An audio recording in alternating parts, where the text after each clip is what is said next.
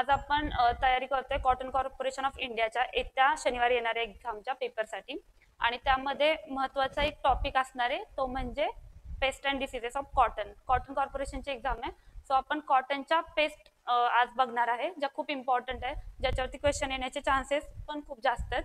तर सुरू करूया आता आपण.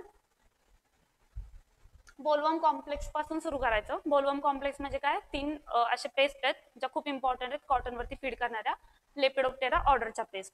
त्याच्यामध्ये पहिली पेस्ट येते ती आहे स्पॉटेड किंवा स्पायनी बोलवर्म.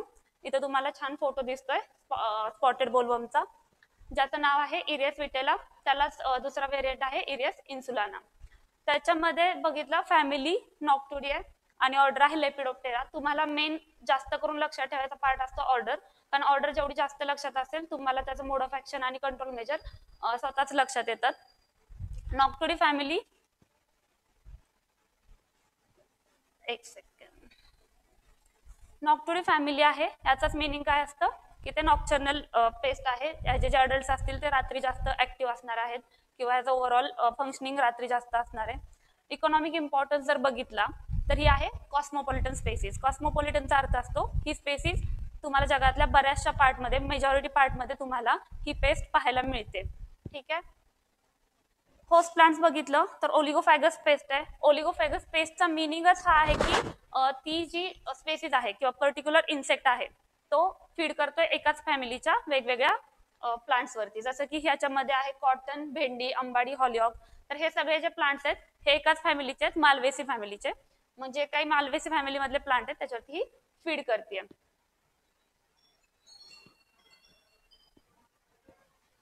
त्यानंतर लाईफ हिस्ट्री जर बघितली, लाईफ हिस्ट्री बघताना हे आपल्याला बघायचं असतं की एग, लार्वा, प्युपा, अडल्ट ह्या वेगवेगळ्या स्टेजेस आहेत. ठीक आहे. एग जर बघितलं कुठे त्याचं एग लेइंग होत आहे तर टॉप टेंडर लीव्स वरती, फ्लोरल बर्ड्स वरती,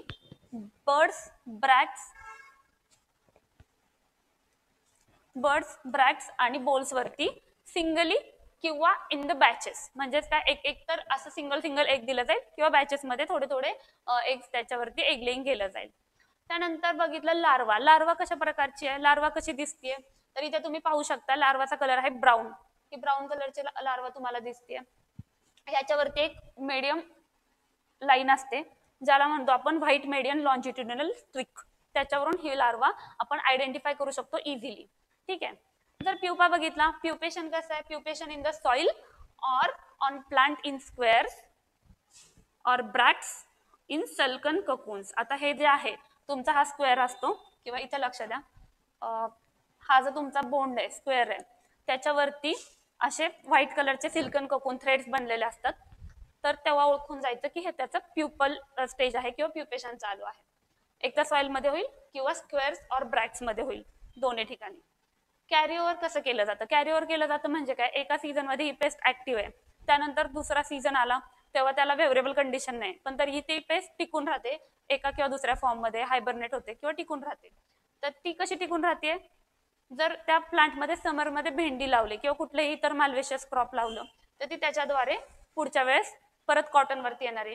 किंवा तुम्ही मोनोकल्चर मध्ये कॉटन नंतर कॉटन लावलं तरी ती परत रेसिड्यूज मध्ये जे काही खाली पडलेले असतात प्लांट रेसिड्यू त्याच्यामध्ये लपून राहते आणि अशा पद्धतीनं कॅरी ओव्हर केलं जातं. त्यानंतर नेचर ऑफ डॅमेज. आता डॅमेज कशी देते हे पेस्ट ते आपल्याला बघायचंय. जी अर्ली स्टेज आहे लार्वाची, सगळ्यात छोटी, अंड्यातून बाहेर आले आणि आता त्या ज्या लार्वी आहेत त्या टेंडर शूट्स वरती फिडिंग करायला सुरू करतात. ठीक आहे. टेंडर शूट्स खाल्ले त्यानंतर त्या गेल्या फ्लावरिंगला प्लांट गेले की ते फ्लावर्स आणि जे नाजूक बर्ड्स नुकतेच तयार होत आहेत त्याच्यावरती फिडिंग करायला सुरुवात करतायत. त्यानंतर काय होतंय, बॉल वरती अटॅक केला जातो, नंतर बॉल डेव्हलपमेंट होईल, बॉल वरती अटॅक केली जाईल. आता ज्या इन्फेस्टेड बर्ड्स किंवा बॉल्स जे असतात ते गळून पडतात कॉटन वरती, कारण पेस्टने त्यांना जे मोकळं करून टाकलेलं असतं आतमध्ये फिडिंग करून, त्यामुळे ते गळून पडतात. पण जरी ते गळून नाही पडले तरी ते प्रीमॅच्युअरली ओपन होतात आणि जर प्रीमॅच्युअरली ओपन झालं तर हे अशा पद्धतीने तुम्हाला दिसत असेल त्याची पूर्ण डेव्हलपमेंट होणार नाहीये. Open prematurely and the lint obtain from them is inferior quality. खूप इन्फेरियर क्वालिटीची लिंट तुम्हाला मिळणार आहे. हा झाला स्पॉटेड बोलवर्म. आता हा जो आहे आपला दुसरी पेस्ट जी आहे बोलवर्म कॉम्प्लेक्स मधली ती आहे पिंक बोलवर्म.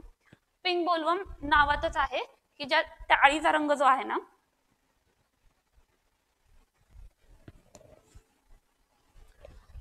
ह्या अळीचा जो रंग आहे तो पिंकिश कलर मध्ये आहे. एका लेवलला ती पिंक कलरची टर्न होते आणि त्याच्यामध्ये अल्टरनेट बँड्स असतात, थोडं डार्क पिंक, लाईट पिंक, तर म्हणून त्याला आपण पिंक बोलवर्म असं म्हणतोय. नाव आहे पेक्टिनोफोरा गॉसिपियाला. नाव शक्यतो सायंटिफिक नेम लक्षात ठेवायचा प्रयत्न करायचा, पुन्हा पुन्हा रिपीट तुम्ही रिव्हिजन करा किंवा एकमेकांना त्या नावाने हाक मारा, तुमची काही जी पद्धत असेल त्या पद्धतीने, पण शक्यतो सायंटिफिक नेम लक्षात ठेवायचे. आणि त्यानंतर दुसरी महत्वाची गोष्ट, ऑर्डर प्रत्येक इन्सेक्टची तुमच्या लक्षात असणं गरजेचं आहे, कारण ऑर्डरवरती बऱ्याच गोष्टी डिपेंड असतात. ऑर्डरमुळे आपल्याला समजतं की ती पेस्ट कशा पद्धतीची आहे, कशी अटॅक करणार आहे, आणि त्याच्यावरती आपण कॉमन कंट्रोल मेजर विचार करू शकतो. त्यानंतर त्याची जर फॅमिली बघितली तर ती आहे गेलेचिडी आणि ऑर्डर आहे लेपिडोप्टेरा. फाईन. इकॉनॉमिक इम्पॉर्टन्स जर बघितला, ही मोस्ट डिस्ट्रक्टिव्ह पेस्ट आहे कॉटनची. कॉटनवरती खूप जास्त प्रमाणात पिंक बोलवर्मचा अटॅक होतो आणि ह्या पिंक बोलवर्मच्या अटॅकला रोखण्यासाठीच बीटी कॉटनचं इन्व्हेन्शन झालं होतं. ठीक आहे. त्यानंतर होस्ट प्लांट जर बघितले, ही पण पेस्ट जी आहे ओलिगोफॅगस आहे. त्याच्यामध्ये कॉटन, भेंडी, हॉलिऑक, मुद्रिका, मागाशी सांगितलं होतं व्हॉट इज मिनिंग ऑफ ओलिगोफॅगस, तेच आहे.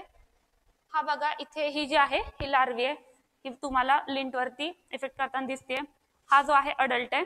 अडल्ट मध्ये बघितलं तर जे हाइंड विंग्स आहेत तुम्हाला थोडेसे ट्रान्सपरंट व्हाईटिश दिसतील, वरचे जे आहे ते ब्राऊन कलरचे विंग्स आहेत. तो जेव्हा बंद करून बसेल विंग तेव्हा तुम्हाला हा कलर दिसणार आहे मॉथचा. ओके.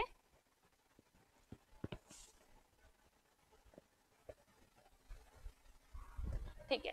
आता लाईफ हिस्ट्री बघितली तर ह्याची एग लेइंग कुठे आहे पिंक बोलवर्मची, तर अंडर साइड ऑफ लिव्ज, लिव्जच्या खालच्या बाजूला हे एग लेइंग करते, किंवा फ्लोरल बर्ड्स वरती किंवा ब्रॅक्स वरती आणि बोल्स वरती तुम्हाला ह्या सगळ्या पार्ट्स वरती एग लेइंग होताना दिसेल. लार्वा जर बघितली, जसं मी आता सांगितलं, कलर व्हेरिएशन्स आहेत खूप यंगर लार्वामध्ये.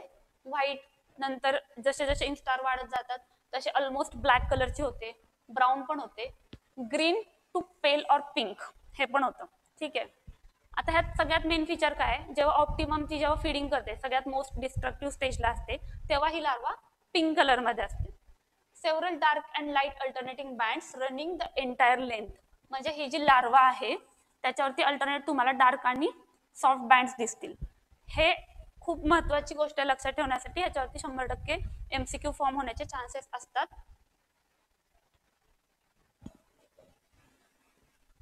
प्युपेशन जर बघितलं, प्युपेशन कुठं होतंय, spinning cocoon on the bract और in the fallen leaves, flowers और इवन इन सॉइल. सॉइल मध्ये प्युपेशन होतं.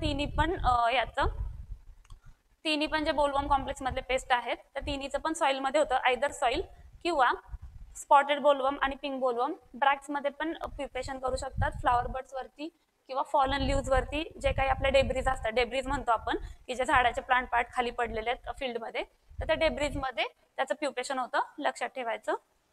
कॅरीओव्हर कसा होतो, तर प्युपल स्टेजमध्ये कॅरीओव्हर होतो. प्युपा जो बनलेला आहे तो आहे त्या स्टेजमध्ये राहतो जोपर्यंत फेवरेबल कंडिशन तयार होत नाही. जे काही बोल्स पडलेले आहेत, जे काही डेब्रीज आहेत, प्लांट डेब्रीज, आणि सॉइल मध्ये जे क्रॅक्स आहेत, क्रॅक्स इन द सॉइल, तर ह्याच्यामधून कॅरीओव्हर केला जातोय.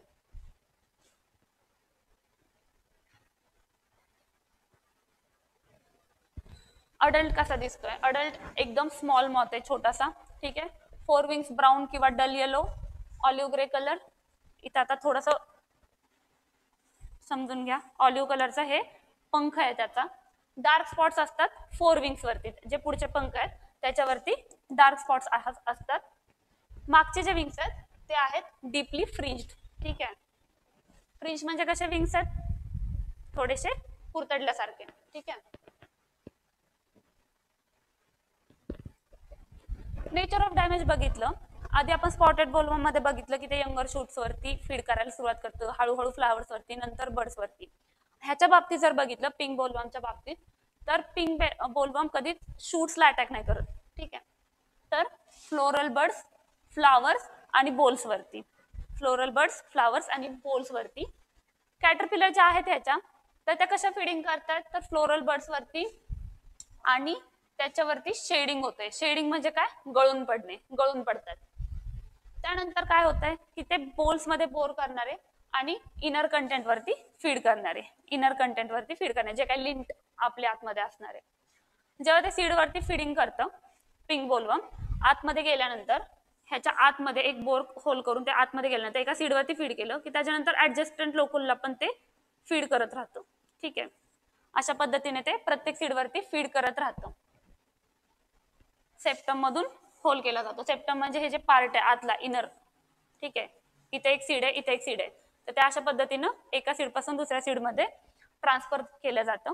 जिनिंग पर्सेंटेज ऑफ सीड जर बघितलं किंवा स्पिनिंग क्वालिटी बघितली तर ती ऑब्व्हियसली त्या कपाशीची डिटोरिएट होणार आहे किंवा कमी होणार आहे, कारण पूर्णपणे आतली लिंट खराब झालेली आहे, पूर्ण सीड्स खाल्लेले आहेत, ती कधी कधी पोकळ झालेली आहे. तर याच्यामुळे कॅटरपिलर जेव्हा बोल्स मध्ये जातात, आतमध्ये जातात, तेव्हा त्याचं जे एंट्री होल असतं ते खूप मायन्यूट असतं, एकदम छोटं असतं. मग ते आत गेल्यानंतर आणि जेव्हा त्या फिडिंग करत असतात आतमध्ये, तेव्हा ते एंट्री होल हळूहळू बुजल्या जातं. एकतर एक्सक्रेटामुळे बुजेल किंवा नॅचरली जेव्हा त्याची ग्रोथ होते ब्रॅकची त्या बोलची, तर ते बुजल्या जातं. आणि ते बंद झाल्यामुळे काय होतं की आपण फील्डमध्ये बघितलं एखाद्या बोलकडे तर आपण ओळखू नाही शकत की हे पिंक बोलवर्मचाच अटॅक आहे की नाही, कारण ते पूर्ण बंद झालेलं आहे आणि पिंक बोलवर्म आतमध्ये धिंगाणा घालतोय. ठीक आहे, तर आपल्याला नाही समजू शकत लांबून बघून की खरंच हे पिंक बोलवर्मचा अटॅक आहे की नाही, जोपर्यंत ते शेड होऊन पडत नाही किंवा गळून पडत नाही. त्यामुळेच ही पेस्ट खूप डेंजरस आहे, कारण आपण ह्याचा अंदाज लावू शकत नाही की त्या बोलमध्ये पिंक बोलवर्म आहे की नाही ते.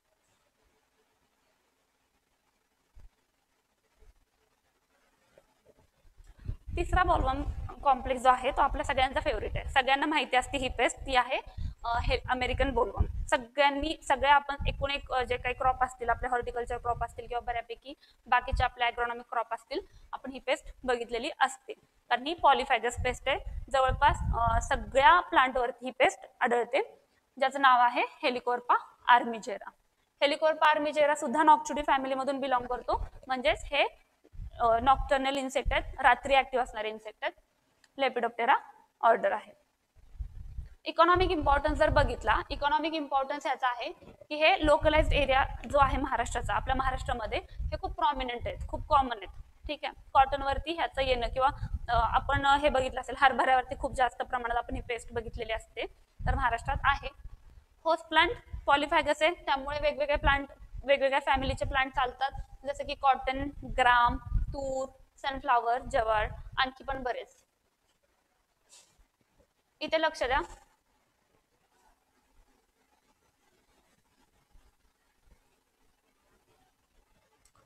हे एग आहे. ठीक आहे, हे तुम्हाला दिसते लार्वी जे अटॅक करते बोलवरती. हा आहे अडल्ट आपला, आणि हा जो आहे हा सिलेंड्रिकल आहे प्युपा. ठीक आहे, हा सिलेंड्रिकल प्युपा आहे. त्यानंतर जर बघितलं एग्स कसे, ह्याचे स्पेरिकल शेप मध्ये, क्रीमी व्हाईट कलर मध्ये, आणि सिंगल एग लेइंग केलं जातं, सिंगली एग ले केला जातो. लार्वा जर बघितली तर कलर व्हेरिएशन आहेत, खूप ग्रीनिश पासून एकदम ब्राऊन कलर पर्यंत, एकदम लार्वा तुम्ही बघितली ग्रीनिश पासून ब्राऊन कलर पर्यंत त्याचे व्हेरिएशन आहे. सुरुवातीला जे असते ते ग्रीनिश असते, नंतर त्याचा कलर चेंज होत जातो. त्यानंतर डार्क ब्राऊन ग्रे लाईन असतात लार्वीच्या बॉडीवरती. ठीक आहे, लॅटरल व्हाईट लाईन्स पण असतात. हे सगळे आयडेंटिफिकेशन मार्क्स आहेत, जास्त लक्ष द्यायचं नाहीये, फक्त तुम्हाला आयडेंटिफाय व्हावं जर कधी ती लार्वी बघितली तर, किंवा हे सिम्पटम जर क्वेश्चन मध्ये आलं तर तुम्हाला सांगता आलं पाहिजे की आन्सर ह्याचा आहे अमेरिकन बोलवर्मची लार्वी. ओके, प्युपा आहे brown in colour, occurs in soil, leaf, pod, crop debris etcetera. म्हणजे प्युपेशन कुठे होतंय, सॉइल मध्ये होतंय मेन, किंवा लीफ, पॉड आणि क्रॉप डेब्रिस मध्ये कुठेही प्युपेशन होऊ शकतं. अडल्ट कसा आहे, लाईट पेल ब्राउनिश, स्टाउट माउथ आहे, दाखवलंय मी ऑलरेडी तुम्हाला. 4 विंग्स त्याचे ऑलिव्ह ग्रीन असतील किंवा पेल ब्राऊन असतील, किंवा डार्क ब्राऊन सुद्धा असू शकतात. सर्क्युलर स्पॉट आहेत त्याच्यावरती सेंटरला, डार्क ब्राऊन सर्क्युलर स्पॉट्स. त्यानंतर hind wings are pale smoky white with a broad blackish outer margin. ठीक आहे, हाइंड विंग्स जेव्हा मार्जिन्सला तुम्हाला एकदम पेल होताना दिसतील किंवा ब्लॅकिश आउटर मार्जिन दिसतील, तुमच्या लक्षात येऊन जातं की हा हेलिकोर्पाचा हे आहे, मॉथ आहे.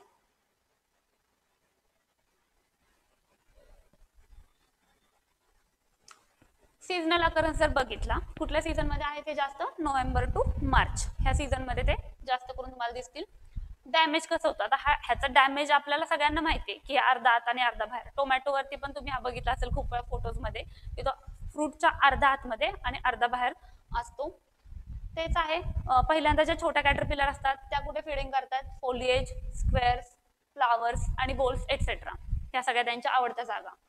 जेव्हा फिडिंग करत असतात ह्या बोल्स वरती, तेव्हा अँटेरियर हाफ पोर्शन जो आहे त्याचा पुढचा अर्धा पोर्शन तो बोलच्या आतमध्ये असतो आणि अर्धा जो पोर्शन असतो तो बाहेर लटकत असतो. ते सीड्स वरती पण फिडिंग करतात आणि त्याच्यामुळे सबस्टॅन्शियल डॅमेज होते. इथे तरी ती थोडी बाहेर आहे ह्या फोटोमध्ये, पण जवळपास अर्धा पोर्शन त्याचा बाहेर दिसतो आपल्याला. ठीक आहे. आता मॅनेजमेंट प्रॅक्टिसेस ह्या तिन्ही बोलवर्म कॉम्प्लेक्स साठी आपण एकत्र बघणार आहे. मॅनेजमेंट प्रॅक्टिसेस बघूयात. पहिल्यांदा प्रिव्हेंटिव्ह मेजर्स. आता प्रिव्हेंटिव्ह मेजर्स म्हणजे काय असतं आणि क्युरेटिव्ह मेजर्स म्हणजे काय असतं तुम्हाला सगळ्यांना माहिती आहे. पुन्हा एकदा एक छोटी रिव्हिजन करू. प्रिव्हेंटिव्ह मेजर्स तेव्हा आपण घेतो जेव्हा आपल्याला माहिती आहे ही पेस्ट एकदम अकरन्स आहे त्याचा रेग्युलर आणि आपल्याला तो होऊ नये असं वाटतं, आपण आधीच खबरदारी घेतोय. ठीक आहे. Prevention is better than cure म्हणतो, तसं आपण प्रिव्हेंटिव्ह मेजर घेतो. आता इथे काय घेतोय आपण, पहिलं क्लीनअप कॅम्पेन. क्लीनअप का करायचं, आधी जेव्हा आपण तिन्ही कॉम्प्लेक्स बघितले तेव्हा आपण एक गोष्ट कॉमन बघितली की प्रत्येक प्लांट डेब्रिज जे आहेत किंवा जे काही त्यांचं पडतंय खाली, ब्रॅक्स पडतायत, बॉल पडतायत, पानं चुरगळून खाली पडतात किंवा सुकलेली पानं पडतात, ह्या सगळ्याला आपण प्लांट डेब्रिज म्हणतो. तर प्युपेशन त्याच्यामध्ये होण्याचे चान्सेस जास्त आहेत आणि तिन्ही पण बोलवर्म जे आहेत त्यांचा कॅरी ओव्हर प्युपेशन थ्रू होतोय त्या फॉलन पार्ट्स मधून. म्हणून फील्ड तुमचं क्लीन असणं, नवीन प्लांटिंग करायच्या आधी पूर्ण फील्ड क्लीन असणं, त्याचं सॅनिटेशन केलेलं असणं किंवा उन्हाळ्यात सोलरायझेशन केलेलं असणं, ह्या गरजेच्या गोष्टी आहेत. मग आपण क्लीनअप कॅम्पेन मध्ये काय करतोय की जेव्हा हार्वेस्टिंग संपतं, कॉटन आपला पूर्ण हार्वेस्ट करून झालेला आहे, तेव्हा जे काय राहिलेले स्टॉक्स, लीव्ज, इन्फेस्टेड बोल्स आणि सगळं जे काय लाईंग आहे सॉइलमध्ये, लाईंग म्हणजे जे काय पडलेलं आहे, तर ते आपण सगळं गोळा करतो आणि ते जाळून टाकतो. जाळून का टाकतो, इकडे तिकडे टाकलं तरी कॅरी ओव्हर कंटिन्यू राहणार आहे म्हणून आपण ते जाळून टाकतो. ह्याला म्हणायचं क्लीनअप कॅम्पेन. त्यानंतर आपण सीड्सचं फ्युमिगेशन करतोय. फ्युमिगेशन का करायचंय, तर जे पिंक बोलवर्मच्या बाबतीत आहे हे मोस्टली येस पिंक बोलवर्मसाठी आपण फ्युमिगेशन करतो. सीड फ्युमिगेशन कशाने करायचं आपल्याला, तर अल्युमिनियम फॉस्फाईड आहे at the rate of 500 gram per 100 cubic metre. किती वेळासाठी करायचं आहे, 24 आवर्ससाठी. 24 आवर्ससाठी का करायचं, कारण तो त्याचा लिथल पिरियड असतो, त्याच्यामध्ये ते त्याला वर्क करण्यासाठी, त्या गॅसला वर्क करण्यासाठी तो पिरियड लागतो, तर तो आहे 24 आवर्स. त्यानंतर त्याच्याने काय होणार, आपल्या हायबरनेटिंग लार्वे जे असतील पिंक बोलवर्मच्या सीड्स मध्ये ज्या लपून बसलेले असतील ते आपण किल करतोय. ठीक आहे. हे झालं प्रिव्हेंटिव्ह मेजर्स. आता आपण क्युरेटिव्ह मेजर्स कडे जाऊयात.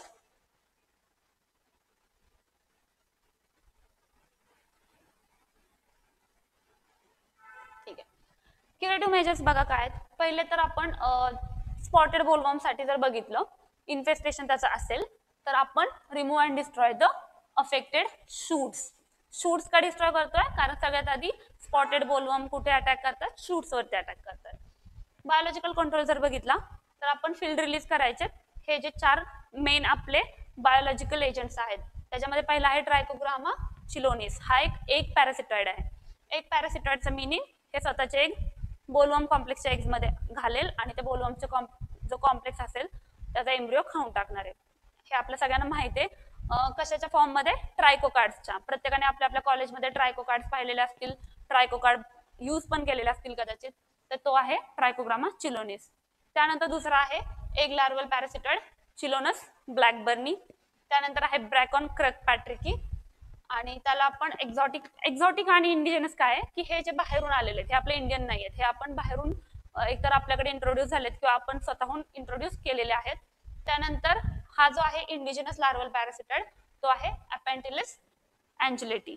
अपेंटिलिस अँजुलेटी. जर कधी क्वेश्चन आलाच की इंडिजिनस कुठला आहे, एक्झॉटिक कुठला आहे, तर इन केस तुम्हाला माहित असावं, जास्त लक्ष द्यायची गरज नाहीये, येईल लक्षात.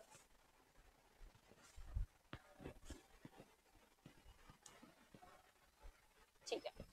आता केमिकल कंट्रोल. केमिकल कंट्रोल कधी करतो आपण, जेव्हा क्रॉप ETL क्रॉस करेल. आता इथे आपण बघतोय 5% इन्फेस्टेशन ऑन स्क्वेअर्स, फ्लावर्स आणि बोल्स, हे ETL सांगितलेलं आहे.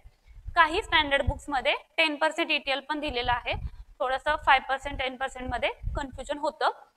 बट महत्वाचं लक्षात काय ठेवायचं इथं की 5% तुमचा प्लांट अफेक्ट व्हायला लागलं की तुम्हाला इकॉनॉमिक लॉसेस होणार आहेत पुढे जाऊन फ्युचरमध्ये.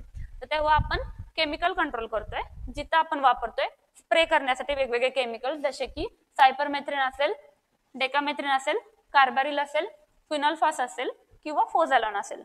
हे सगळं स्प्रेसाठी. किंवा आपण डस्टिंग करू शकतो. डस्टिंग आणि स्प्रेइंग मधला फरक ऑब्विसली तुम्हाला माहिती आहे. कार्बारिल 10 ठीक आहे @20 kg पर हेक्टर हे आपण यूज करू शकतो. एक महत्वाची गोष्ट म्हणजे बऱ्याच मुलांना हा इश्यू असतो की प्रत्येकाचे कंट्रोल मेजरचे हे लक्षात राहत नाहीत, कंपाऊंड लक्षात राहत नाहीत किंवा केमिकल्स लक्षात राहत नाहीत. तर त्यासाठी सुद्धा ऑर्डर वाईजच जायचं. लेपिडोप्टेरा ऑर्डर मध्ये हे कॉमनली चालणारे सगळे इन्सेक्टिसाइड आहेत. त्यातले 2-4 इन्सेक्टिसाइड तुम्ही लक्षात ठेवू शकता आणि जे तुम्हाला इझी जाईल जर खूपच त्रास होत असेल लक्षात ठेवण्यासाठी. आणि जे कॉमन असतं की हेमिप्टेरन आहे बाबा, मॅलेथॉन मारा, तर ह्या गोष्टी आहेत कॉमन इन्सेक्टिसाइड कॉमन ऑर्डरसाठी. हे आपण तयार करून ठेवलं एकदा की काम आपलं सोपं होऊन जातंय. आता सगळ्यात महत्वाचं काय येतं, BT HANPV हेलिकॉर्पा आर्मिजारा न्यूक्लिअर पॉलिड्रोसिस व्हायरस. तर हा सगळ्यात इको फ्रेंडली ऑप्शन आहे अमेरिकन बोलवर्मसाठी. त्यामुळं HANPV यूज करणं हे खूप प्रॉफिटेबल पण आहे आणि इको फ्रेंडली पण आहे. ह्याला एन्व्हायरमेंटला काही नुकसान नाहीये. खूप होस्ट स्पेसिफिक व्हायरस आहे हा आणि खूप चांगला आहे. ह्याचा अभ्यास सगळ्यांनी आपण केलेला आहे. पुढची पेस्ट. आय होप की तुम्हाला बोलवर्म कॉम्प्लेक्स लक्षात आला असेल, तुम्हाला काही कळलं असेल, काही शंका असतील तरी तुम्ही विचारू शकता, केव्हाही विचारू शकता. पुढे आपण पुढच्या पेस्टकडे जातोय. पुढची पेस्ट आहे जॅसिड किंवा त्यालाच आपण म्हणतोय लीफ हॉपर. लीफ हॉपर आपण आणखी प्रॉमिनंटली शिकलोय पॅडीमध्ये, ठीक आहे, पॅडी लीफ हॉपर म्हणून. नाव आहे अमेरेस्का बिगुटुल्ला, ठीक आहे, अमेरेस्का बिगुटुल्ला. त्याची फॅमिली आहे सिकॅडिलिडी, ऑर्डर आहे हेमिप्टेरा. हेमिप्टेरा ऑर्डरकडे लक्ष द्या. हेमिप्टेरा ऑर्डर म्हटलं की एक कॉमन लक्षात लगेच आलं पाहिजे, सकिंग द सेल सॅप. कुठल्याही हेमिप्टेरन ऑर्डरच्या इन्सेक्टला आपण पाहिलं तर त्याचा मोड ऑफ ऍक्शन असतो सकिंग द सेल सॅप. थोडे व्हेरिएशन आहेत की पुढे काय घडतं, पण मेजर त्यांचं नेचर ऑफ डॅमेज आहे, they suck the cell sap from plant leaves किंवा टेंडर प्लांट पार्ट्स. आता इकॉनॉमिक इम्पॉर्टन्स बघितलं तर हा पण ही पण जी आहे कॉस्मोपॉलिटन पेस्ट आहे आणि पॉलिफॅगस आहे. कॉस्मोपॉलिटनचा अर्थ मी आधी पण सांगितला की जी पूर्ण दुनियेत सगळ्या ठिकाणी आपल्याला सापडू शकते. आणि पॉलिफॅगसचा मिनिंग आहे की हे कुठल्याही प्लांट व्हरायटी वरती, वेगवेगळ्या प्लांट्स वरती, वेगवेगळ्या व्हरायटीज वरती फीड करू शकतो, ठीक आहे. होस्ट प्लांट जर बघितला तर पॉलिफॅगस स्पेसिस असल्यामुळे कॉटन, भेंडी, पोटॅटो, सनफ्लावर एटसेट्रा सगळ्या प्लांट वरती हे फीड करू शकतो. हे बघा, हे 2 डॉट दिसतात प्रॉमिनंट, छान सुंदर आहेत. दिसायला हा खूप देखणा दिसतो. वेज शेप आहे, असा थोडासा टेपरिंग एंड असतो त्याचा, किंवा इथं बघा असा टेपरिंग एंड आहे ना. तर हे लीफ हॉपरचं एक आपल्याला लक्षात ठेवण्यासाठी हे एक कॉमन स्ट्रक्चर आहे.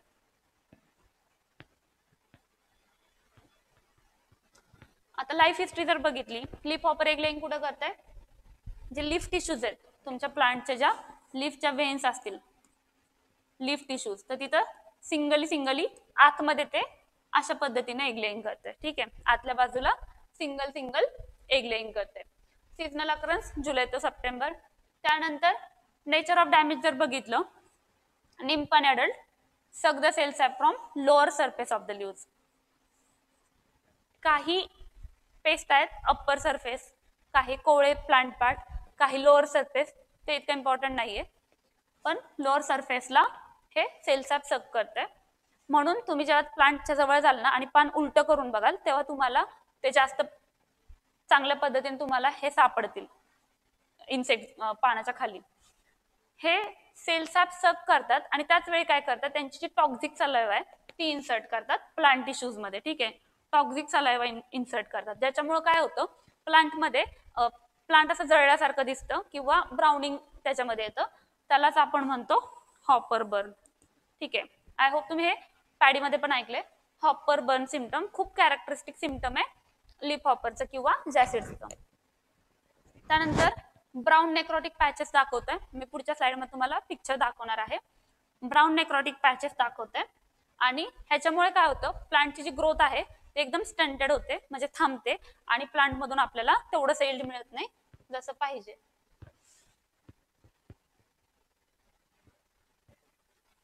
ठीक आहे.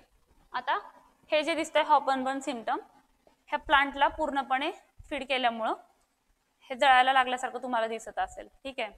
आणि हे फक्त थोडा पॅच आहे. असं जर पूर्ण फील्ड दिसलं तर पूर्ण तुम्हाला ते हॉपर बर्न झाल्यासारखं दिसतं. हा त्याचा निम्फ आहे आणि हा अडल्ट आहे. फाईन. तर ह्याला आपण हॉपर बर्न सिम्पटम म्हणणार आहे.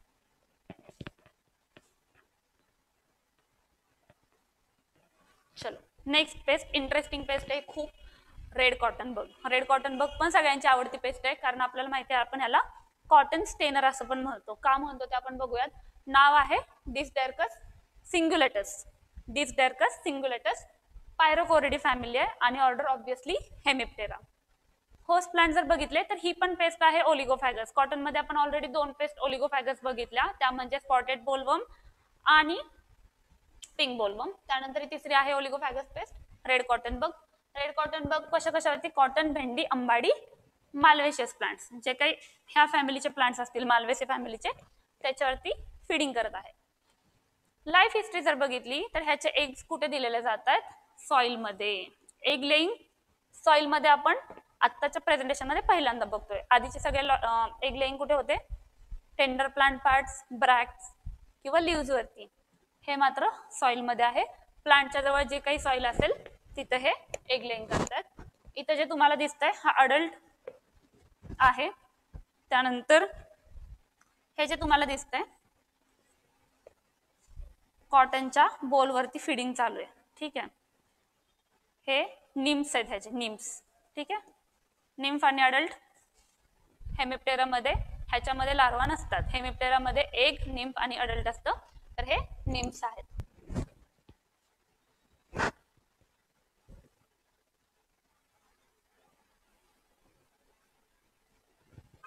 डॅमेज कसं करतं, नेचर ऑफ डॅमेज काय, निम्फ आणि अडल्ट दोघं पण डॅमेज करतात. Both are damaging stages. सगळं सेल सॅप ज्या बोल्स वरती ते अटॅक करतात ते खूप बॅडली ओपन होतात. त्यानंतर लिंट जे आहे ते एकदम प्युअर क्वालिटीचे असते.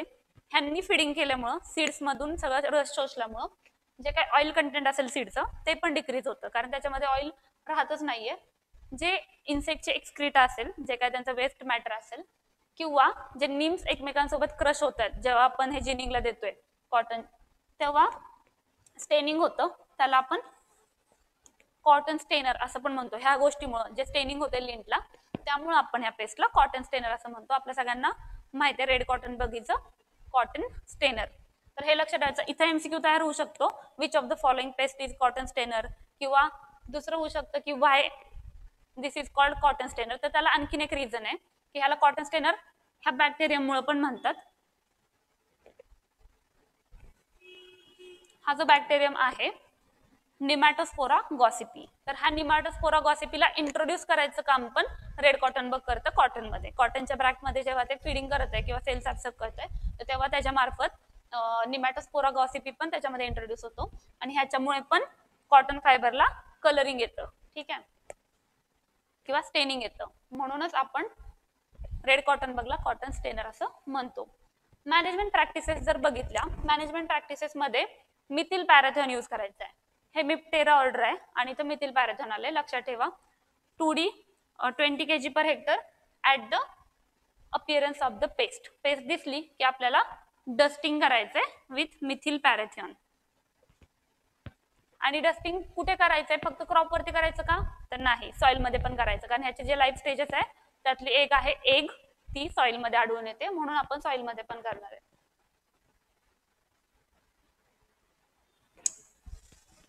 इथे दिसतंय तुम्हाला हे सॉइल मध्ये एग लेइंग केलेलं आहे. हे रेड कॉटन बगचं. हा निम्फ आहे, हा आहे अडल्ट. खूपच गोंडस दिसतो रेड कलरचा, म्हणून त्याला रेड कॉटन बग म्हणतोय. हे ब्रॅक्ट वरती फिडिंग करतानाचा त्यांचं हे आहे आणि हे निम्फ फीड करत असताना.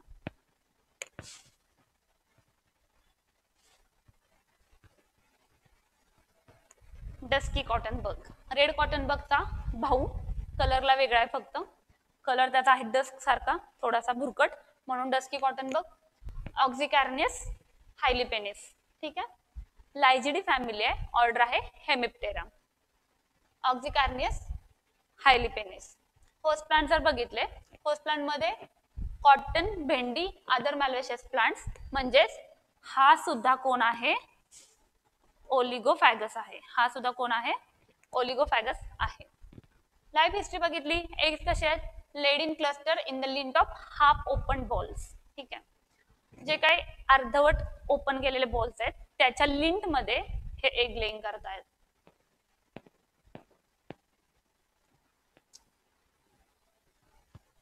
सीजनल अकरन्स बघितला तर seasonal occurrence November to February. Damage कसं करतात, इंटरेस्टिंग. पुन्हा एकदा हेमिप्टेरा ऑर्डर आहे. डॅमेज काय करणार आहेत, निम्फ आणि अडल्ट दोघं पण सेल सॅप सक करणार आहेत. ज्या बोल्स वरती ऑलरेडी हा बोलवर्मने अटॅक केलेला असतो, ऑलरेडी बोलवर्म्सने अटॅक केलेला असतो, त्याच बोल्स वरती ही पेस्ट पुन्हा अटॅक करते. म्हणजे सेकंडरी फीडर सारखं हे काम करतंय. पहिल्यांदा बोलवर्मने अटॅक केलेला आहे, तर पुन्हा त्याच बोलवर्म वरती उघड्या झालेल्या बोल्स वरती ही डस्की कॉटन बग अटॅक करते. निम्फ आणि अडल्ट जे आहेत ते दोघं पण इमॅच्युअर सीड्स मधून सेल्स ऍब्सॉर्ब करतात. हे थोडंसं लक्षात ठेवा, इमॅच्युअर सीड्स मधून हे करतात. त्यानंतर सीड्सच्या मुळे काय होतंय, डेव्हलपच होत नाहीत प्रॉपरली आणि पुअर क्वालिटी तयार होणार आहे. त्यांच्या पण क्रशिंग मुळे लिंट स्टेंड होतो. ठीक आहे, पण तरी पण कॉटन स्टेनर म्हणून लक्षात कोणाला ठेवायचं, रेड कॉटन बगलाच. हे दोघं भाऊ असल्यामुळं काम पण सेम आहे. रेड कॉटन बगच मॅनेजमेंट प्रॅक्टिस जे की होतं, मिथिल पॅरेथिऑन आपल्याला डस्टिंग करायचं आहे. इथे तुम्हाला दिसत असेल,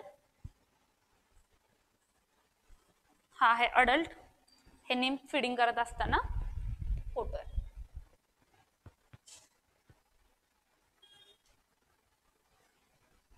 थ्रिप्स, इंटरेस्टिंग पेट्स. आता ही पण पॉलिफॅगस पेस्ट आहे. ऑलमोस्ट आपण जेवढे आतापर्यंत प्लांट शिकलेलो आहे त्या सगळ्यामध्ये थ्रिप्स ही कॉमन पेस्ट आहे. त्यामुळे इथे एकदा अभ्यास केला की आपल्याला प्रत्येक ठिकाणी अभ्यास करायची गरज नाहीये. नावं फक्त सायंटिफिक नेम प्रत्येक ठिकाणी थ्रिप्सची थोडी थोडी व्हॅरी करतात. कॉटनचे जे थ्रिप्स आहेत ते आहेत स्कर्टोथ्रिप्स डॉर्सॅलिस. काही ठिकाणी थ्रिप्स टबॅकी असतात, काही ठिकाणी आणखीन वेगळ्या स्पेसीज आहेत. आपली कॉटनचे थ्रिप्स आहेत स्कर्टोथ्रिप्स डॉर्सॅलिस. ऑर्डर फॅमिली आहे थ्रिपिडी आणि ऑर्डर आहे थायसॅनोप्टेरा. आता होस्ट प्लांट जर बघितले, पॉलिफॅगस पेस्ट आहे सरळ सरळ, कॉटन, मँगो, तोंडली, बॉटल गोर्ड, गावा एक्सेट्रा एक्सेट्रा. त्यानंतर लाईफ हिस्ट्री जर बघितली तर फिमेल काय करते, सेक्शुअली ब्रीड करते, पण त्याचबरोबर पार्थिनोजेनेटिकली पण फीड करते. ठीक आहे, पार्थिनोजेनेसिसचा काय अर्थ असतो माहिती आहे का कोणाला? पार्थिनोजेनेसिसचा काय अर्थ असतो? पार्थिनोजेनेसिस म्हणजे development of young one without embryo, without mating. तर त्या पद्धतीने पण हे पार्थिनोजेनेटिकली पण रिप्रोड्यूस होतात. आणखीन एक कुठली पेस्ट आहे जी पार्थिनोजेनेटिकली प्रोड्यूस होते, ती म्हणजे आपल्या सगळ्यांचे लाडके ऍफिड्स. ऍफिड्स मध्ये पण पार्थिनोजेनेसिटी आपल्याला पाहायला मिळते. ठीक आहे, एग्स मध्ये लिफ टिश्यू जे आहेत, वेन्स जे आहेत, ठीक आहे, सरफेस ऑफ लिव्स वरती ज्या वेन्स आहेत त्या टिश्यू मध्ये लोअर सरफेस वरती खालच्या बाजूला एग लेइंग केलं जाते. आता इथं आपल्याला छानपैकी थ्रिप्सचा फोटो दिसतोय, निम्फ, निम्फ, अडल्ट. ठीक आहे, इथं आपल्याला कशा पद्धतीनं अफेक्ट केलेलं आहे ते दिसतंय. थ्रिप्स मध्ये आणि जॅसिड्स मध्ये खूप फरक आहे, ह्याच्यामध्ये कन्फ्युज व्हायचं नाहीये.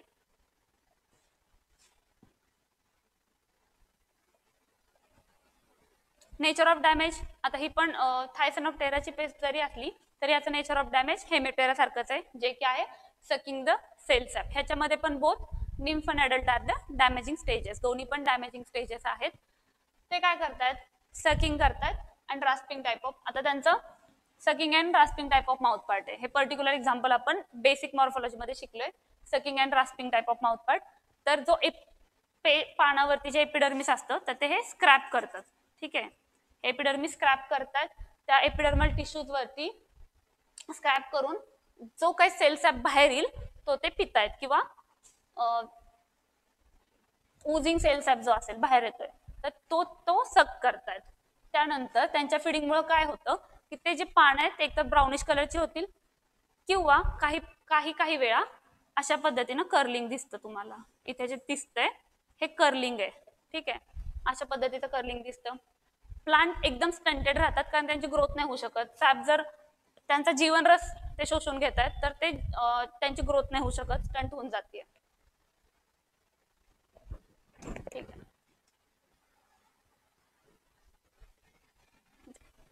थ्रिप्सचाच भाऊ आहे ऍफिड्स. हे पण पार्थेनोजेनेटिकली प्रोड्यूस होतात. हे पण खूप लार्ज क्वांटिटी मध्ये असतात. फक्त यांचं कॅरेक्टरिस्टिक काही सिम्पटम आहे ते आपण बघणार आहे.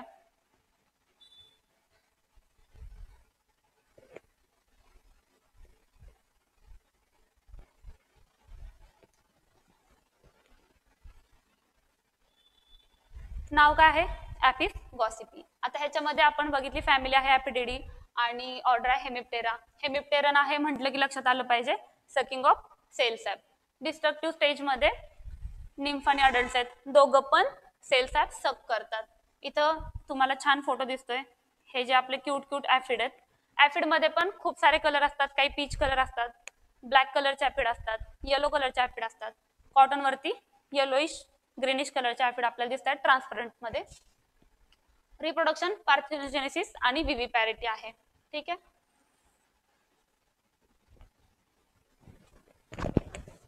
निम्स कशा आहेत? Small, yellowish, brownish. एकतर हे येलोइश असतील किंवा ब्राउनिश पण असू शकतात. मोस्टली विंगलेस आहेत. काही काही फॉर्म्स मध्ये विंग ऍफिड्स पण आपण बघू शकतो, पण मोस्टली विंगलेस असतात. निम्पल पिरियड 7 ते 9 दिवसाचा. अडल्ट जर बघितले yellowish brown to black with black cornicles. आता कॉर्निकल्स म्हणजे काय असतं? हे जे बाहेर मागे छोटंसं शेपटी सारखं स्ट्रक्चर तुम्हाला दिसेल, फोटोमध्ये थोडं ब्लर आहे, पण इथं हे जे दिसतंय त्याला आपण कॉर्निकल्स असं म्हणतो. अडल्ट 12 ते 20 दिवस जगतात.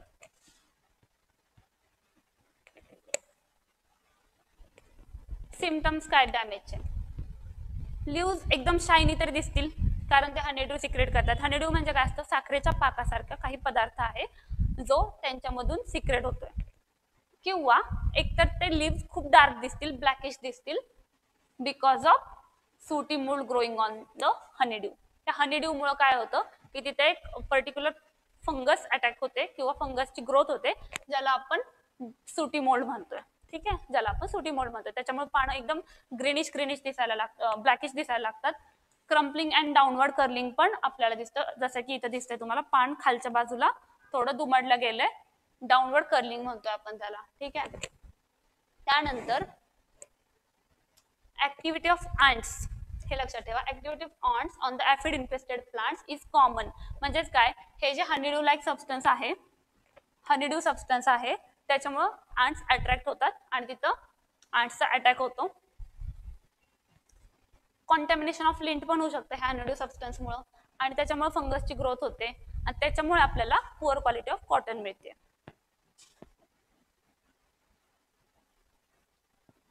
मॅनेजमेंट काय ऍफिडसाठी?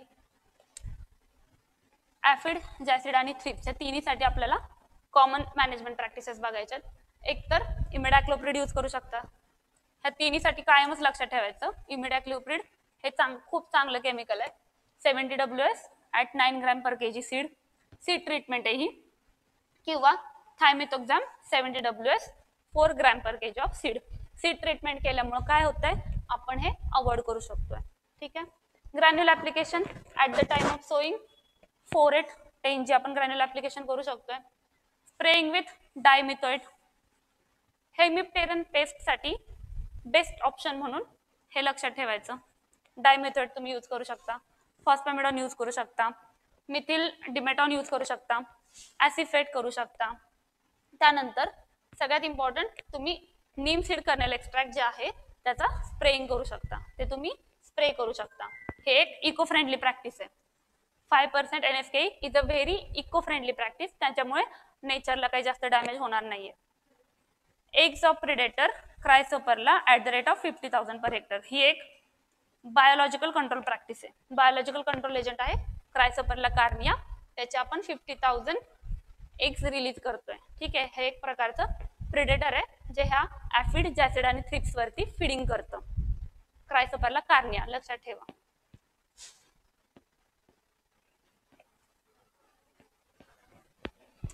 पुढची पेस्ट आहे मिलीबग. मिलीबग प्रॅक्टिकली अशी पेस्ट आहे ज्याच्यावरती केमिकल सोल्युशन जास्त चालत नाही किंवा आपण जास्त यूज करू शकत नाही. तर नाव आहे फिनोकॉकस सोलॅनॅप्सिस, सुडोकॉक्सिडी फॅमिली आणि हेमिप्टेरा ऑर्डर आहे. ह्याच्यामध्ये नेचर ऑफ डॅमेज काय असतं मिलीबगचं, की मिलीबग एकदम त्यांच्या बॉडीवरती वॅक्सिलियर असतो. ठीक आहे, ते प्लांटवरती चिटकून राहतात. प्लांटचे जे छोटे छोटे बार्क्स असतात किंवा लिव्स असतात तिथे ते चिकटतात, तिथून सेल्स सक करतात फोलिएज अँड टेंडर शूट्स मधून. निम्फ आणि अडल्ट हे दोघं पण डॅमेजिंग स्टेजमध्ये आहेत. इन्फेस्टेड प्लांट काय करतात, सिकली अपिअरन्स म्हणजे खूप असे आजारी दिसतात, आपल्याला प्लांट्स खूप आजारी दिसतात. इल्ड्स वरती खूप ऍडव्हर्स इफेक्ट होतो. त्यानंतर मॅनेजमेंट प्रॅक्टिसेस जर बघितलं तर spraying the crop with 1.1% methyl demeton, phosphamidon, dimethoate किंवा थायमिथोक्झॅम. ठीक आहे, 70 WG. किती घ्यायचंय, 4 gram per 10 litre of water. जसं की आपल्याला ETLच्या पेक्षा जास्त इन्फेस्टेशन दिसेल, शक्यतो 5% 10% ETL लेवल असतात. ह्याच्या बाबतीत 5% जर तुम्हाला दिसतंय प्लांट अफेक्ट झालेलं आहे की लगेच आपण केमिकल स्प्रे करून घ्यायचंय. इथे बघा, हे जे कॉटनचं बॉल आहे ह्याच्यावरती तुम्हाला इथं इन्फेस्टेशन दिसेल. हे पूर्णपणे ब्रॅक्ट कव्हर केलेलं आहे मिलीबग्सनी. ह्या ब्रॅक्ट्स कव्हर केलेल्या आहेत, दिसतंय. हे पूर्ण असे ग्रुपने असतात, पूर्ण वॅक्सी मटेरियल असतं, त्याच्यावरती त्यांचं व्हाईट कलरचे पावडर काहीतरी स्केल्स मध्ये आहे. तर हे सगळे त्यांचे प्रोटेक्शन मेकॅनिझम आहे, स्वतःला प्रोटेक्ट करण्याचे मेकॅनिझम्स आहेत. आणि ह्या सगळ्या प्रोटेक्शन मेकॅनिझममुळे जेव्हा आपण स्प्रे करतो तेव्हा ऍक्च्युली ते त्यांच्या स्किन मधून पेनिट्रेट होऊ शकत नाही. म्हणून आपण कॉन्टॅक्ट जे इन्सेक्टिसाइड आहे ते आपण इथं जास्त यूज नाही करू शकत. ठीक आहे, आपल्याला सिस्टमिक इन्सेक्टिसाइड यूज करावे लागतात.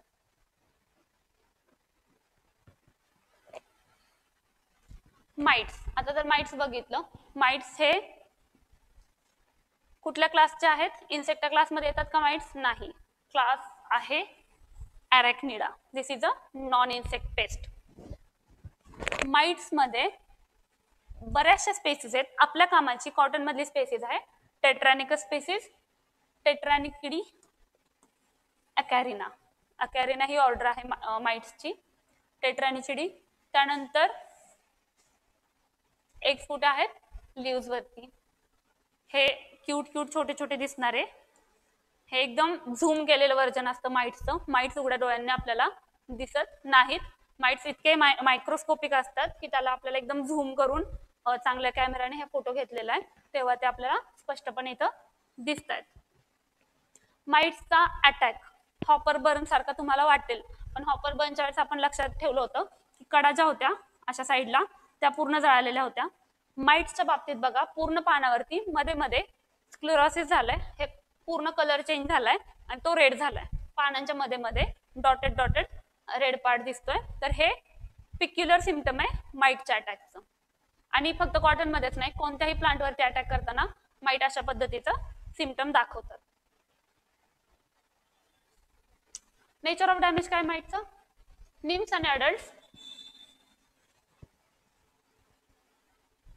निम्फ आणि अडल्ट सेल्स सक करतात लिव्स मधून, ज्याच्यामुळं रेडिश बर्न तयार होत आहे, रेडिश ब्राऊन कलर तयार होत आहे आणि ते अल्टिमेटली ड्राय होतात.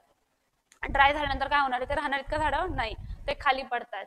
मॅनेजमेंट प्रॅक्टिसेस जर बघितलं, कुठलाही प्लांट असेल, कुठलंही क्रॉप असेल आणि जर माइटचं मॅनेजमेंट विचारलं तर एकच ऑप्शन असतो, ते म्हणजे डस्टिंग ऑफ सल्फर. सल्फर हे माइटीसाइड आहे, 20 kg पर हेक्टर आपण वापरणार आहे किंवा स्प्रे करणार आहे 0.2% वेटेबल सल्फरचा. 0.2% वेटेबल सल्फर हा एक उपाय आहे जो माइटसाठी कायम इफेक्टिव्ह आहे आणि सगळ्या क्रॉपमध्ये इफेक्टिव्ह आहे, फक्त कॉटन मध्येच नाही. पुढची पेस्ट आहे आपली व्हाईट फ्लाय. व्हाईट फ्लाय सगळ्यांना माहिती आहे, नाव आहे बेमिसिया टबॅकी, ॲल्युरोडिडी फॅमिली, ऑर्डर आहे हेमिप्टेरा. डिस्ट्रक्टिव्ह स्टेज ह्याची निम्फ आणि अडल्ट दोन्ही पण आहे. हे जे दिसतंय, हे जे दिसतंय अत्यंत सुंदर, हे आहेत व्हाईट फ्लाय. एग्ज जर बघितले आपण, येलोइश व्हाईट एग्ज असतात, सिंगली लेड केलेले असतात on under surface of leaves, लिव्सच्या खालच्या बाजूला. एकचा पिरियड आहे 3 ते 5 दिवस. निम्फचे आहेत ग्रीनिश येलो किंवा ओव्हल असतात. आउटलाईन मध्ये तुम्हाला थोडेसे अशा पद्धतीचे दिसतील ते जेव्हा तुम्ही प्लांटच्या जवळ जाऊन बघाल. प्युपा, आता तुम्ही म्हणाल हे हेमिप्टेर आहे, how is it possible, pupa का लिहिलेलं आहे? तर ह्याच्यामध्ये सुडोप्युपेशन नावाचा एक फिनॉमिनन असतो. व्हाईट फ्लाय मध्ये सुडोप्युपा असतो, सुडो. ठीक आहे. सुडोप्युपा म्हणजे काय की ह्याचं मेटामॉर्फोसिस अशा पद्धतीने होतं की हा पूर्णपणे प्युपेशन मध्ये पण जात नाही, पण जेव्हा त्यांचं निम्फ जे असतात ते एका स्टेजला शांत झाडाला चिटकून राहतात. ठीक आहे. आणि तिथं स्वतःचं एक प्युपासारखा एक स्ट्रक्चर तयार करून ते तिथं थांबतात.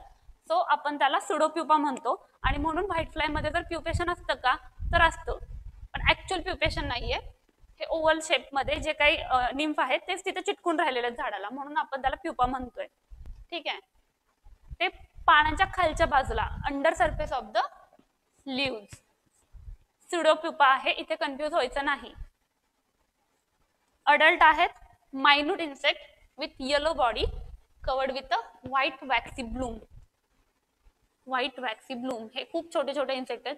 हे तुम्हाला स्पष्टपणे दिसतंय की येलो कलर आहे आणि व्हाईट त्याचे पंखासारखे स्ट्रक्चर आहेत.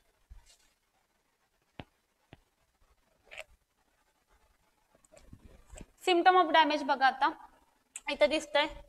हे तुम्हाला वाटेल की हे आहे मिलीबग, पण नाही. व्हाईट फ्लाय सुद्धा जेव्हा कॉंग्रिगेट होतात आणि झाडावरती एकदम अटॅक करतात तेव्हा व्हाईट फ्लाय सुद्धा असे दिसू शकतात. हे आहे व्हाईट फ्लाय. इथं हे छोटे छोटे तुम्हाला व्हाईट स्पॉट दिसत असतील तर ते व्हाईट फ्लायचे स्पॉट्स आहेत. क्लोराटिक स्पॉट दिसतात जेव्हा पण हे अटॅक करतात तेव्हा लीव्ज वरती, आणि लीव्जचं अपवर्ड कर्लिंग होतं. हे जे सरळ पान आहे, हे जे सरळ पान आहे अशा पद्धतीनं अपवर्ड हे होत आहे. लीव्ज बिकम रेडिश आणि ब्रिटल. एक तर लालसर पानं होतात आणि एकदम ब्रिटल होतात. तुम्ही हात लावला तर तुम्हाला ते पान कडक वाटेल. त्यानंतर premature leaf dropping, boll bursting आणि poor quality lint due to honeydew secretion. ठीक आहे. व्हाईट फ्लाय मध्ये पण हा फिनॉमिनॉन आहे. त्यानंतर ईटीएल जर बघितली तर एका पानावरती तुम्हाला 5 ते 10 व्हाईट फ्लाय बघितल्या की आपल्याला लगेच कंट्रोल मेजर घ्यायचा आहे. इकॉनॉमिक थ्रेशोल्ड लेवल आहे 5 ते 10 पर लीफ. ठीक आहे. ऍसिटामिप्रिड वापरा 4 ग्रॅम, ट्रायझोफॉस वापरा 40 EC किंवा ऍसिफेट वापरा 70 SP, डायमिथोएट वापरा. डायमिथोएट तर लक्षात आहेच आता आपल्याला, किंवा मिथिल डिमेटॉन. तर हे जे काही 4-5 केमिकल्स आहेत ह्याच्यापैकी कोणत्याही केमिकलचं स्प्रेइंग आपण करू शकतो. कधी करायचं स्प्रेइंग? जेव्हा ईटीएल रिच होईल. ईटीएल काय असतं? Economic threshold level. या बाबतीत किती आहे? 5 ते 10 पर लीफ. आणि आपली पेस्ट आहे पुढची लीफ रोलर. लीफ रोलरचं एक खूप पिक्युलर सिम्पटम आहे जे आपण बघणार आहे. लीफ रोलरचं नाव आहे सायलेप्टा डेरोगेटा. सायलेप्टा डेरोगेटा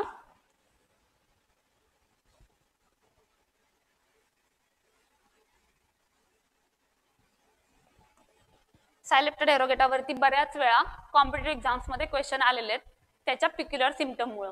त्याच्यामध्ये जी काही ह्याची फॅमिली आहे क्रॅममिडी, ऑर्डर आहे लेपिडोप्टेरा. पेस्टचं आयडेंटिफिकेशन कसं करणार आहे आपण? ओव्हिपोजिशन लीव्ज वरती होतं, एगलेइंग लीव्ज वरती आहे. लार्वा ब्राईट ग्रीन कलरची लार्वा आहे. इतकी ग्रीन आहे की ती ग्रीन पानावरती आपल्याला दिसत नाहीये. ठीक आहे. ग्लिस्टरिंग आहे, डार्क हेड असतं तिचं. हेडचा कलर कसा आहे? डार्क आहे.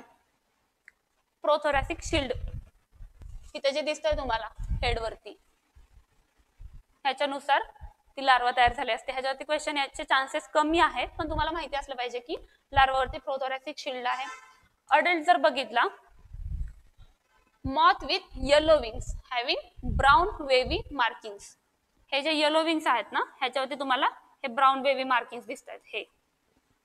ठीक आहे. हा आहे तुमचा अडल्ट ऑफ सायलेप्टा डेरोगेटा. प्युपेशन जर बघितलं, pupation inside the rolled leaves और under the plant debris.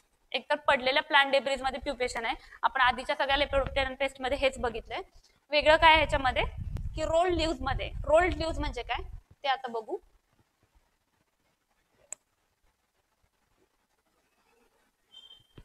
Symptom of damage मध्ये नीट लक्ष द्या.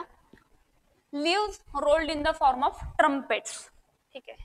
हे हा आकार ट्रम्पेटचा आकार इथे तुम्हाला दिसतोय. ठीक आहे. हे लीव रोल झालेलं आहे आणि त्याला ट्रम्पेटचा आकार आलेला आहे. आपली बासरी जशी असते ना भोंगा, त्या पद्धतीने हे गुंडाळलं जातं. सिल्कन थ्रेड्सनी ते एकदम पॅक केलं जातं. बाकीचा जो मार्जिनल पोर्शन आहे इट्स लिव्हचा, हा जो साईडचा पोर्शन आहे तो खातायत हे लोक सॅलिप्टर एरोगेटा. प्लांट्स जर खूप जास्त सिव्हिअर अटॅक असेल तर पूर्ण प्लांट डिफोलिएट पण होऊ शकतं, ती पेस्ट सिव्हिअर पण होऊ शकते, otherwise not a big problem. ठीक आहे. मॅनेजमेंट कसं करायचं, हे सिम्पटम नक्की लक्षात ठेवण्यासारखं आहे की लीफ रोलिंग होते, लीफ रोलर म्हणतात, कॉटन लीफ रोलर नावच त्यासाठी आहे खास, की हे रोलिंग होते आणि ह्याच्यावरती तुम्हाला हमखास क्वेश्चन येऊ शकतो. मॅनेजमेंट कसं करायचंय, collection and destruction of shaded plant parts, collection and destruction of shaded plant parts, hand picking and destruction of grown up caterpillars, caterpillar पिक करायचे, डिस्ट्रॉय करून टाकायचे. त्यानंतर कोणतं पण एक इन्सेक्टिसाइड आपण स्प्रे करू शकतो, जसं की क्लोरोपायरिफॉस 20 EC,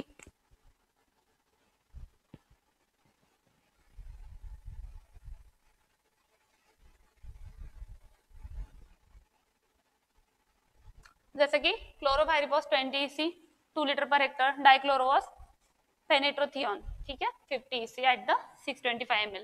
यापैकी कोणते एक केमिकल स्प्रे करून आपण त्याचा कंट्रोल करू शकतो.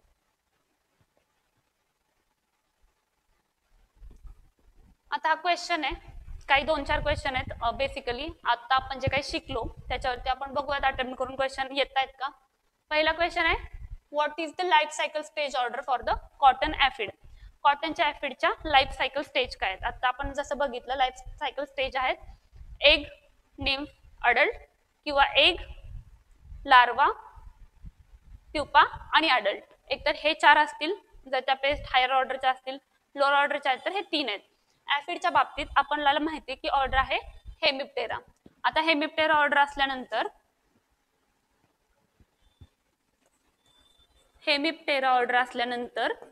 आपल्याला माहिती आहे की ह्याच्यामध्ये फक्त 3 स्टेज येतात.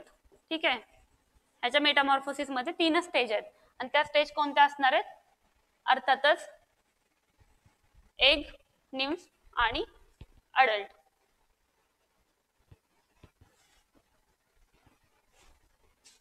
लाईफ सायकल स्टेजेस कोणकोणत्या आहेत, एग, निम्फ आणि अडल्ट. खूप इझी क्वेश्चन आहे, थोडंसं लक्ष दिलं की आपल्याला सगळे क्वेश्चन सॉल्व्ह करता येणार आहेत. दुसरा क्वेश्चन आहे, which pest is associated with the production of granular faecal pellets outside the borehole. आता हा क्वेश्चन आपण जे काही सिम्पटम बघितले त्याच्यानुसार आहे. आपण बघितलं 3 बोलवर्म कॉम्प्लेक्स बघितले. एकतर हे विचारलं कोणासाठी आहे की बोरहोल्सच्या बाहेर ग्रॅन्युलर फिकल पॅलेट्स कुणाचे आहेत. आता बोरहोलर्स कुणाचे आहेत, मुळात आपण काय बघितलं, बोरिंग कोण करतं होल्स मध्ये, तर त्या आहेत आपल्या लेपिडोप्टेराच्या पेस्ट, जे की आहे बोलवर्म कॉम्प्लेक्स. ठीक आहे, हा जो बोलवर्म कॉम्प्लेक्स आहे तर त्या 3 मधलीच एक पेस्ट आहे. त्यानंतर आपण बघितलं अर्धा बाहेर आणि अर्धा आत राहणारा एक व्यक्ती आहे ह्याच्यामध्ये. ठीक आहे, अर्धा आत आणि अर्धा बाहेर राहणारा एक व्यक्ती ह्याच्यात आहे.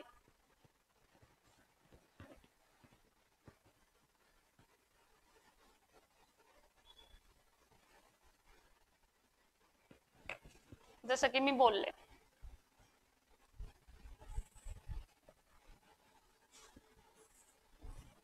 हेलिक्वर्पा आर्मिजेरा. का हेलिक्वर्पा आर्मिजेरा, कारण तो आतमध्ये फिडिंग करतोय पण त्याची अर्धी बॉडी कुठे बाहेर आहे. मग फिकल मॅटर जे आहे ते बाहेर कोणाचं राहणार आहे, हेलिक्वर्पा आर्मिजेरा. तर खूप कॉमन सेन्सचे क्वेश्चन आहेत, आपण इझिली सॉल्व्ह करू शकतोय. ठीक. Which stage of spotted bollworm is characterized by brownish color with white streaks dorsally. आता हे कशाबद्दल विचारले, एग आहे की लार्वा आहे की अडल्ट आहे. मग हे डिस्क्रिप्शन आपण कुठे वाचलं होतं किंवा कुठे पाहिलं होतं, हे डिस्क्रिप्शन आपण कुठे पाहिलं होतं, ऑब्विसली लार्वाच्या बाबतीत पाहिलं होतं. इझी, लार्वाच्या बाबतीत. एक तर एग मध्ये तर ब्राउनिश कलरचे एग आपण कोणाचेच पाहिलेले नाहीत आतापर्यंत. अडल्ट जे बघितले तर आपण त्याच्यामध्ये व्हाईट स्ट्रिक्स बघितलेले नाहीयेत. फाईन, तर brownish colour with white streaks dorsally जे आहेत वरच्या बाजूला तर ते आहेत लार्वा मध्ये. Fine, the larva of the spotted bollworm is brownish with white streaks dorsally. पुढचा क्वेश्चन आहे, which of the following insect pest is identified by larvae with alternating dark and light bands. तर हे मी खूप वेळा highlight केलं आता. आपण जेव्हा बोलवून कॉम्प्लेक्स पाहत होतो तेव्हा हे आपण खूप वेळा हायलाइट केलं की alternating dark and light bands कोणामध्ये हेलिकॉर्पामध्ये आहेत का? तर नाही. हेलिकॉर्पाची लार्वी कशी आहे? डॉर्सल वेंट्रल कलर बदल आहे त्याच्यामध्ये. पेक्टिनोफोरा गॉसिपियला म्हणजेच कोण आहे आपला? Pink bollworm. हे आन्सर असू शकतं का? असू शकतं. इरेस विटेला आहे आपला स्पॉटेड बोलवर्म. स्पॉटेड बोलवर्मच्या बाबतीत आपण पाहिलं होतं की त्याच्या बॉडीवरती काट्यासारखं स्ट्रक्चर आहे आणि डॉट डॉट होते. तर त्याच्यामध्ये अल्टरनेटिंग डार्क अँड लाईट बँडचा काही संबंध येणार नाही. आणि स्पोडोप्टेरा सायलेप्टा एरेगटा बघितलं आपण, पूर्ण ग्रीन कलरची लार्वी होती, तो संबंध नाही. स्पोडोप्टेरा लिचुराची लार्वी आपण पाहिली आहे, हेलिकॉर्पा आर्मिजेरा सारखीच आहे. जरी इथं पाहिली नसेल तरी स्पोडोप्टेरा इन जनरल तुम्हाला माहिती आहे की डार्क ब्राऊन कलरची लार्वी असते, त्याच्यामध्ये कलर व्हेरिएशन जास्त नाहीये. तर राहतं उत्तर पेक्टिनोफोरा गॉसिपियला.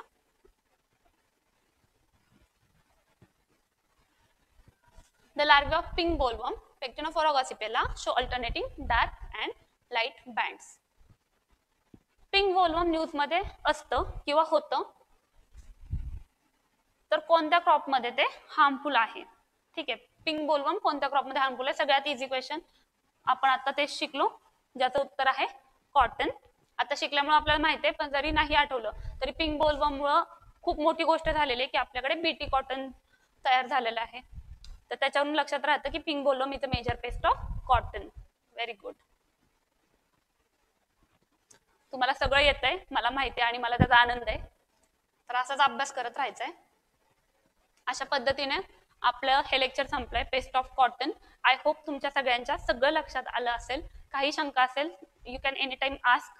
स्टडी करताना एक ह्या बाबतीत तरी जे काही पेस्ट आणि डिसीजेस असतात त्या दोन गोष्टी लक्षात ठेवायच्या. जास्त पाठांतरावर भर देण्यापेक्षा काही गोष्टी कॅटेगराईज करण्यावर भर द्यायचा. जसं की प्रत्येक ऑर्डरच्या खाली त्या ऑर्डरशी रिलेटेड सिम्पटम बाबा प्रत्येक इन्सेक्टमध्ये थोड्याफार फरकाने सेम असतात, तर ते कॅटेगराईज करा, कंट्रोल मेजर कॅटेगराईज करा आणि ते सोपं होतं लक्षात ठेवायला. आणि खूप स्मार्ट वर्क केलं ना की इझिली अभ्यास होऊन जातो. ह्यात पाठांतराची एकच गोष्ट आहे ती म्हणजे सायंटिफिक नेम्स आणि ऑर्डर्स. हे मात्र तुम्हाला करावं लागणार आहे, त्याच्यावरती क्वेश्चन येतात. आणि जर आपल्याला कॉम्पिटिशनमध्ये टिकून राहायचंय तर आपल्याला व्यवस्थित अभ्यास पण केला पाहिजे. तर आज ह्या पेस्ट ऑफ कॉटन समजल्या असतील आय होप. काही शंका असतील विचारा. थँक्यू.